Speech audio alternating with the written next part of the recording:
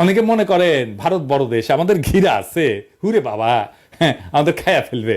হ্যাঁ জি না, ভারত আমাদের ঘিরা নাই, আমরা ভারত দিয়ে বেষ্টিত না।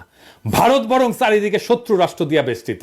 সরাসরি শত্রু না হইলেও তারা ভারতের বন্ধু না, যারা ভারতকে বেষ্টন করে আছে।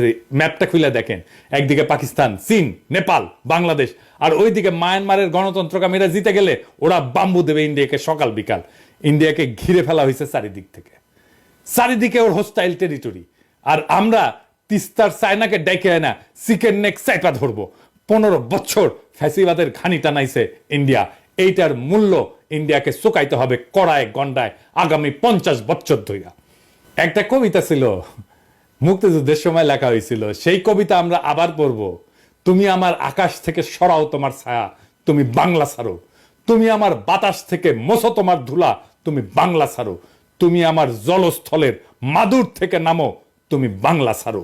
শত্রু দেশের সাথে কোনো ডিলিংস না, ইন্ডিয়ার সাথে কোনো ডিলিংস না। যারা শত্রু দেশের সাথে হাত মিলাবে তাদের ক্ষমা নাই।